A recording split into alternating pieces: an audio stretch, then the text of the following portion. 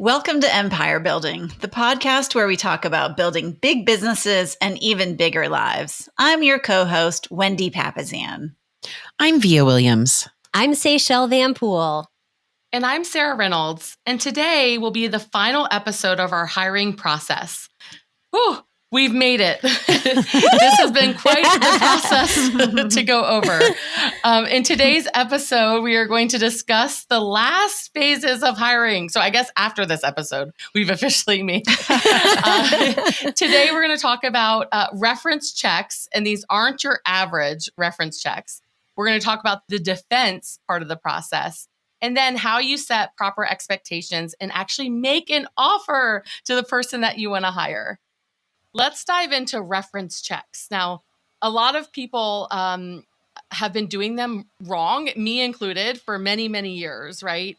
Which is just like, almost like, oh, reference checks, check. Like I called and talked to a couple people, right? I got that done. And so Via, I know that you have sort of a different way that you do these reference checks.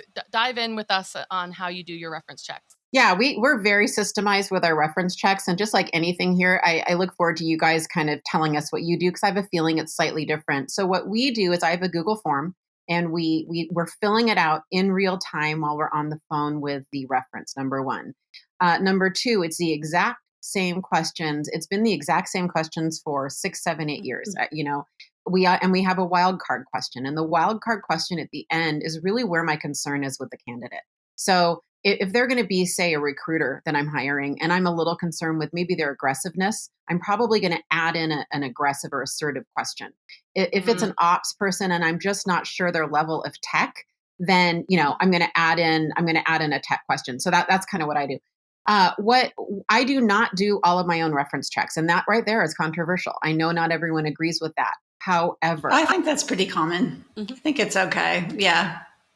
I think it's one of those things that you can leverage out. Mm-hmm. Wendy, here's where I feel strongly about it, though. I require my people to give 3 types of reference checks. They need to give personal, job, and here's what Via does. And again, this could be not what you do. They have to give me people they've direct reported to. Those are the ones I do personally. And I require it. And, I have learned more from those one-on-one conversations with their managers and their direct reports than anything. Yeah. Well, and remember, this is at the end of probably 9 hours together. And so unlike most reference checks where you're just kind of getting to know that person, this is really where at the end, you're really just looking for red flags. You're like, tell me, or you're really looking like, how can I help this person grow in what they need to do? Oh, 100%. Yep. I always say, Wendy, that we don't hire perfect. What we need to do is hire and understand how someone's going to show up. Yes. And to me, the reference checks are just a way to verify what I think. That's awesome. That's a nugget right there. I so agree with that. 100%. Yes. Yeah. So the other thing, and I think we all do this, guys, so chime in, but we have them sign a release that we can ask for references from the references. We try to go 3 deep. And what that means is if I call you, Seychelle, and I go, hey, Seychelle, this is Via Williams, and I'm calling because we're talking to a candidate about coming to work with us. And they gave me your name, said they used to work for you, and love to ask you a few questions if you had a few minutes. And then what would happen is we would go through, and then the last question I ask is, hey, Seychelle, who else do you know that has experience with X and can give us a different perspective? And do you happen to have their contact information? And so then we go to X, and then we hopefully ask X, and X gives us Y. So hopefully we're going 3 deep. I find that when we all run in the same social circles, that I'm just doing that on my own anyway. I'm just starting to ask everybody reference check questions, whether they gave me their names or not. So there, one time I have a horror story around this. The time that I didn't go 3 levels deep. So I was used to doing just traditional sort of reference checks that aren't this process. Right. And of course, the initial people they give them a heads up, and they are sort of already scripted as to what they want them to say, right? I found out later, so I hired this guy, and he was, I promoted him as our lead inside sales department. So for those that know my business, our inside sales department is the heart of our company. So I put him as the lead in the inside sales department. What I later found out from working with him is that he was the type of person that he would, put everyone else down around him to make himself appear better. Do you know? Yes. Have you been around those people? Yes. And he was the leader. So what was happening was he was putting our agents down. He was putting other ISAs down. And he was so convincing that I started believing him, all that he said. I almost lost my entire company because of this one bad hire. And I later found out that had I have gone 3 levels deep with the initial references that he had given, this would have come up. But I didn't follow the process. I didn't go 3 levels deep, and it would have come up because the other people that he worked with at those other companies had said the same thing. And of course I found out later, but it literally almost destroyed my entire company. Wow. And it's because I skipped that one step of not going 3 levels deep. So it's so important. Have you guys ever gotten like pushback from when you're doing the reference checks, getting pushback from the person you're talking to about giving anyone else for them to talk to? A little bit. Yeah. But I did, ideally you'd go 3 levels deep on all 9 of the references, but the reality is you're not going to. And so you really only need to get a couple levels deep or 3 levels deep on one of those references. Just somebody who's not been coached or is just going to give you a little bit more honest opinion. Yeah, you're really trying to get to the unbiased opinion. One question that we added in on ours that I haven't heard mentioned yet today is I actually, if the reference check is going well and we feel like, okay, this is a candidate that we actually think we'll probably move forward with because, we're now several in, as we actually start asking them if it's a salesperson, would you feel comfortable referring them business or would you feel comfortable, buying or selling your house with them? And it's interesting because I've had reference checks where they go, great, great, great, great, great, great. And all of a sudden you start hearing, no, I wouldn't use them though. No, I wouldn't use them. And you're like, wait a second. So you kind of dig into that. Or I've had the opposite where we've had people join our company and people have said, yes, I absolutely would use them. And actually this candidate walks into the business now with referrals that we've gotten them during the process. And so that's one question that's helped us in really just making sure we understand, is this a referable candidate or not?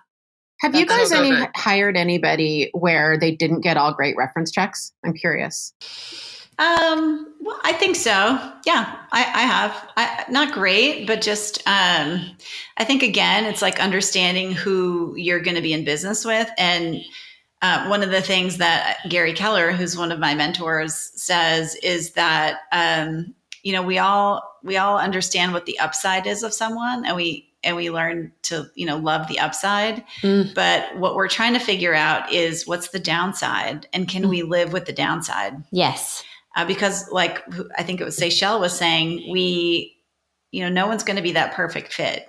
Yeah. It's just not possible. So can you live with the downside? And if the answer is yes, then be okay with it. And if it comes up, just know that you're the one that hired them. You made that decision. And here's why I asked the question, Wendy. Thank you. That was a huge nugget to me. Huge nugget.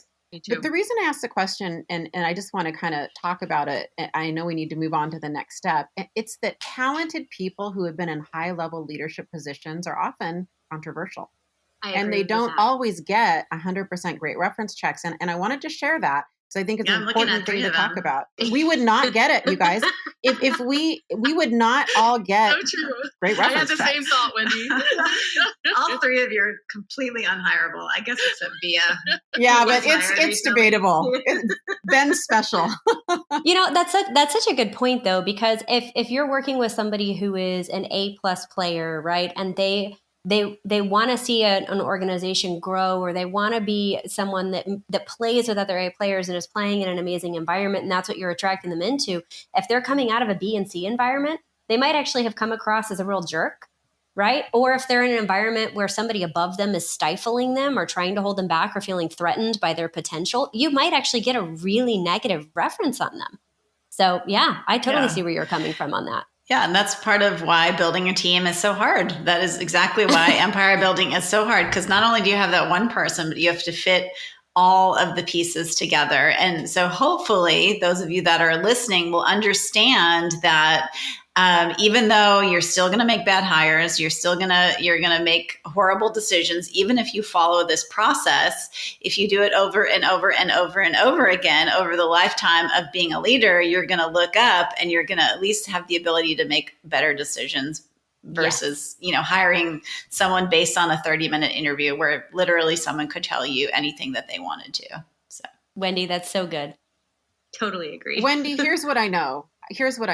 When we are empire builders, and this is really important, Sarah 1.0, Wendy 1.0, Seychelle 1.0, Via 1.0 was the old us. We are failing forward every day. And I have a feeling that the Sarah, Wendy, Via, Seychelle 2.0s are a lot better leaders, right? I'm on like 44.0. Right. I'm on. What right. point are you on? Yeah. Whatever. But my point is that if you were going to ask reference checks of my leadership maybe 8 years ago, I don't know how good they would be. Yeah. And I would own that, so by true. the way. Mm-hmm. I would own that. Yeah. Well, and it just takes guts to look at your organization and see what it needs and mix it up and change it. And, there's parts of me where I'm just like, I know that's not perfect in my organization. And honestly, I don't always have the guts to fix it. Mm-hmm. And so that's just a part of leadership is just, you get stronger and stronger and you learn more and more and you fail along the way. And one of my favorite quotes is what Mark Cuban says, which is perfection is the enemy of progress. Yes. And so a lot of times things aren't going to be perfect, and every hire, the way that you follow the process, it's not perfect every single time. Mm-hmm. But the main thing is making progress. Yeah. And a lot of entrepreneurs, that's not their natural behavior either. Nowhere anywhere near that. Yeah. Yeah. So true. Yeah. Okay. So I know that Via mentioned earlier that they keep a file on their computer, and she started alluding to the next step in the process, which is the defense. So Via, what do you do with that file on your computer? Yeah, this is, so I send it to, in my case, typically it's my CEO who I direct report to, and we talk about it. And, I kind of share with him the pros and cons of the candidate, just like you guys probably do. What I'm really looking for in the role, I find that the more clarity I have of what their top 20% is going to be, the better I can defend it to my CEO and to myself, by the way, and talk about how I think they're going to show up, where I'm going to have to spend time coaching them and where I probably won't, and what my expected results are. And I'll tell you what, my CEO really, really pushes back on me. And I like it that way. It's good. Mm-hmm. So for our listeners that had never heard the term top 20%, explain a little bit more what you mean by that. So what I mean by that, and you guys can feel free to chime in, is this is what we do in our organization, Sarah. What we do is we make a very detailed list of everything someone's either going to be accountable to or have to do in a role.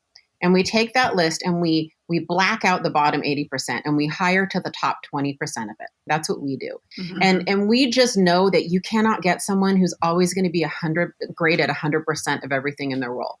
We have to decide, if it's a sales role, are they going to be great at sales? And because guess what? They may not be great at reporting. They may not be great at paperwork, but we don't want to hire for that if it's below the 20% line. Well, I would say, Via, we even narrowed even further, which is what are the three things where if they're crushing those three things, we don't really care about everything else. Mm-hmm. I like that. Yeah, exactly. That's awesome. That's awesome. Spot on. Yeah.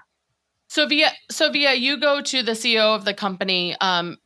Wendy and Seychelle, do you guys do like a committee for the defense, or how do you run the defense part of it?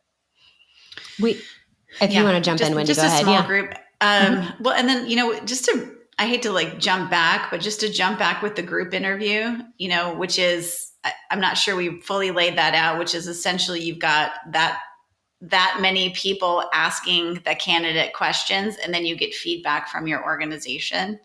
But then this is going to be a much smaller group than that. Yes. It's not going to be everyone. It might just be maybe 3 people in your organization. Yep. Who are going to just really, it's they're not really at that point, they're not really there to do anything but make sure you follow the process. That's really all they're doing. Because the black hat should have happened in the group interview where you told them what you're not looking for. It's really for them to be like, did you do this? Did you do that? Did you do this? Did you do that? Did you do this? Because it's so easy to not to do all that stuff. It's 7 interviews, for goodness sake. So what's the purpose of the defense? Just to make sure that everything is followed, right? Pretty much. That's how I view it in my organization, because if you're having someone poke holes at that point, right? And if somebody is uncovering things at that point, the only thing that they're uncovering is that you didn't do reference checks. Right. Okay, Wendy, well, you know what? That's part of the process. We need to do that. And honestly, nobody's going to, I don't want to walk into a defense and have somebody in my organization say, hey, you didn't follow the process, So it's just a checks and balance really for us.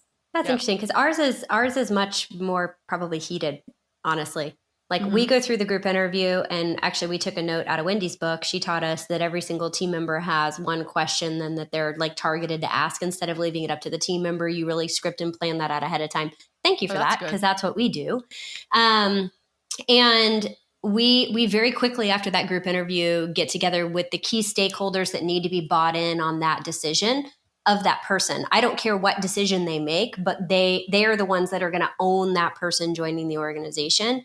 And so that's the point actually in the defense where I push it out of my territory and onto theirs, going, this is going to be your direct report, or this is your person that you are going to live with every single day. Are you truly comfortable with that? Is that something you truly want? And what are the things that we have not addressed with them we need to make sure we're doing? So we actually that's a pretty meaty, in-depth discussion. And I really respect that. And I think that especially if you're in a larger organization, right, where you as the leader are trying to versus so you as somebody else has done the hiring, right?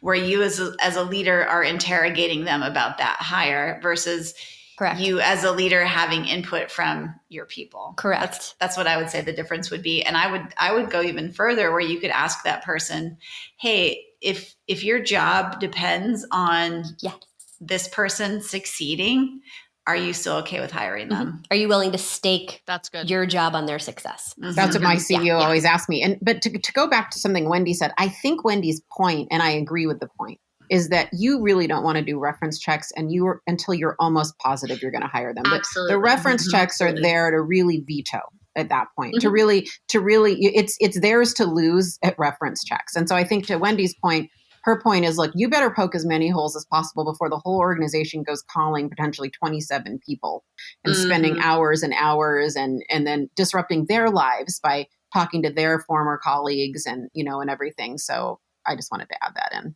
Love that. I have sort of a different take on it at this point because for me, recently in my organization, a lot of the big hires I've made are leadership positions, which have been different than previous people I've hired. And so what I have found myself doing a lot is during this sort of defense section is going to someone outside of my organization that I respect. So my last big hire, I reached out to Gary Keller and sort of presented him everything from the process. I know Via was involved with my expansion partner hire recently. So getting people from outside your organization that you respect and talking it through with them, I think is also really important when it's something that you haven't done before, maybe. Like a major leadership position, for example, getting some people that you respect outside of your organization's take on it. So the final part, so this has been so good. And I have a page of gold nuggets. So during our recap, I'm going to try to keep it as short as possible. But the final part is setting the expectations and making an offer. Okay. So one of my mentors, John Maxwell, says disappointment is the gap that exists between expectation and reality. It's so important to set expectations up front. And I learned to do this in the process of when you're hiring them, right? When you're setting up the offer and setting those expectations up front. Seychelle, can you tell me more about that? And I hate to jump in, but just especially remember that up to this point, it's been all about them. Yes. Right? It's been all about them. Maybe they've read a job description in a job interview, but you haven't really had any substantive discussions about what the job is going to entail. That hopefully, if they're a good candidate, they've asked you some questions.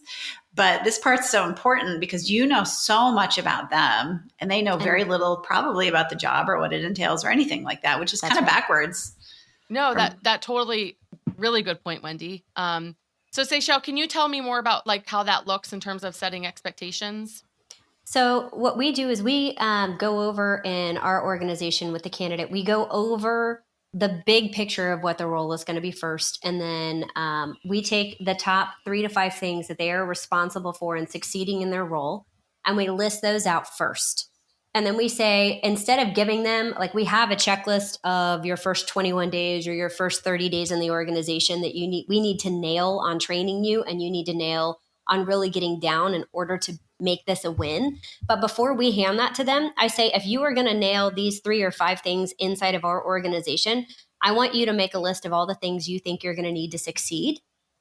And I want us to review that. And so we actually have them do a little bit of homework and make a list of what they think they need or what they think they need to do in order to succeed on that.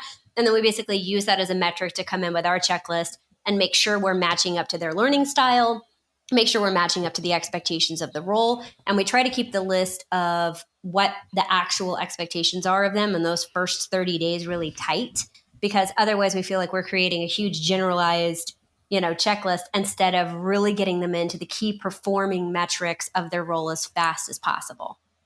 That's good. What about you, Wendy and Via? Does that look different with you, or pretty much the same? Very similar. Yeah, I go into the, how do I win with you? How do I lose with you? And then I have a pre-typed out how they win with me and how they lose with me. Funny story on that. I have I have a binder, and I have this whole list of how to win with me and how to lose with me. And the other day, one of my you need to give us a copy. I'll give you a copy. So you know how to win. You need to know how to win with me. I mean, I've got one too. We should all share it. That's why have we not done that yet? What's wrong with us? That's a good idea. Yeah. That's a good idea. So the other day, one of my team leaders was driving me bonkers. She was just blowing up my phone and whatever. And by the way, it's on my how to win with me. Like, you have to bug me to get something done because I just have a lot on my plate. And so at a certain point, I'm like, okay, I understand. And she sent me a screenshot of it. There you go. It One says of my right biggest here. ones is bullet points instead of paragraphs. Yeah. I'm like, if you send me a 4-page write-up of like what you want on this, like I'm just gonna respond back with one sentence that says bullet points. That's what it's gonna say. So they know, like, if they want something done or they need a decision, it's gonna have to be bullet points, because I'm not gonna read your 12 pages. So you set the expectation, and then the exciting part, which is the offer. Finally. Well, and what's funny is by this point, they think they're applying for the CIA or something like that, because it's been all these interviews. They're just like, I don't know what's next. They're so grateful. And before we jump into the offer, I just want to have everyone understand that the process actually will bind a good candidate to you, especially when your organization is little and you don't have a lot to offer in terms of, organizational benefits. Like, maybe you don't even have health insurance. Who knows? But a talented person will be attracted to your organization because, first of all, nobody has ever taken the time interview after interview after interview to learn about them like you've done. Like, literally nobody has ever done that to them in their life. And so understand that by following the process, you can actually get a higher caliber person than you maybe even deserve at that point in your development as a business. And so that's just follow the process. Well, and some of the questions you've asked, like in the motivational interview and Life Story, for example, no one has ever done that. Yeah. And so then when you're bringing them on, you're telling them basically, we believe that you can meet your 5-year goals here. Yeah. And this is how you're going to do it. It's so, it's truly life-changing for them and for your organization when you bring them on. So I think out of all of us, Via probably has made the most offers. Do we agree? Yeah. I've made a lot of offers. Yeah. So tell us about the offers, the last step of the process. So I think the important thing to talk about offers is to framework it, and how I've always worked, even before I came into the current organization, is we don't focus on necessarily salary or commission or whatever. We focus on what we call OTE, or on target earnings. And so coming into the process, we've always spoken in this overarching term of on target earnings. And what that means is it's a combination of all of the different streams of income within the position that are going to make them their salary or their money. So there's usually, in our case, there's salary, there's a profit bonus, right? And then there might be a recruiting, I call it a headcount bonus. But if it's a real estate agent, it's really commission for the most part.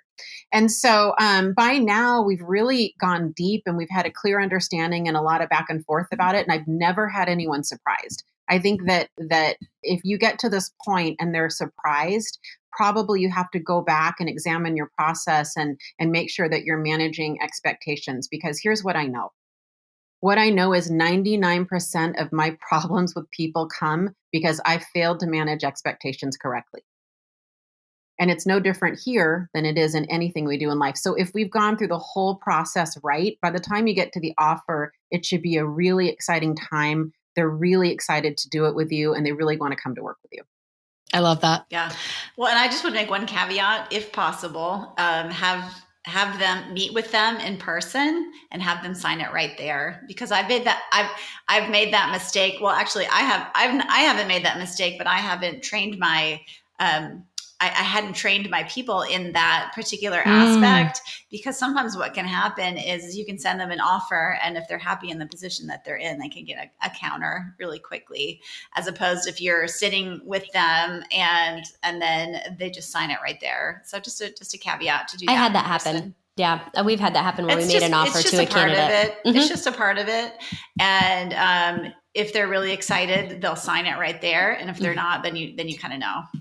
Yeah. And I always have 2 copies. Hopefully we'll be able to see people in person again soon. Yeah, exactly. Yeah. Right. This is being recorded during the pandemic of 2020. Yeah. I always have 2 copies of the offer letter with me for that exact reason. Thanks for bringing it up. So I have one for them, one for me, and we each sign it. So what I do is we're finishing it up, and I physically sign it in front of them on purpose. It doesn't come in pre-signed. Yeah. I love that. I often, maybe I'm just not a good enough closer, you guys, but I have it happen all the time where someone will say, this is fantastic. I'm really excited. I want to review this with my significant other before signing it. So that's something I would say probably 30% of the time I get that. So if you can't do it in person, I do set deadlines, set a deadline of when you need a response by. To then control sort of the process. Yeah. But tomorrow at 8 a.m. Yes. Yeah. This has truly, I have had the honor of meeting a lot of your people, the 3 of you. And after hearing your process and stories and things, I can see why you have such amazing people. Because honestly, when I have met most of your team members, I just see that you have followed the process and they fit your culture so well. And it's pretty exciting to hear. Okay, so we are officially to the finish line of the hiring process. And wow, guys, I have some amazing ahas from today's episode. The first is to use reference checks to really pay attention to any last minute red flags. That was super great, Wendy, that you brought up that's really the reason for the reference checks. And then, of course, Via's wild card reference check question. I loved that. And then Seychelle mentioned, asking the reference, would you want to work with this person? Would you refer this person in terms of buying or selling a home? That was huge for me. And then Wendy had the 3 things that they have to crush it with in terms of shining in. So they can't be good at obviously everything, but having 3 things that you really are expecting them to really be good at. That was awesome. And then the on-target earnings for the offer. That was so good. I wrote that one down. That was really good. Yes. So good. Thank you for that. But making sure that we have that in the offer so they know what the target is. That was so great. And then I loved the idea of making an offer in person versus through email. That was huge for me because we make a lot of offers in email. And so we're going to start implementing that. So big one. Well, guys, thank you so much for joining us. Our desire for all of our listeners is for you to go out there and lead a big business and an even bigger life. So remember, you are an empire builder. Bye, guys. Bye. Bye.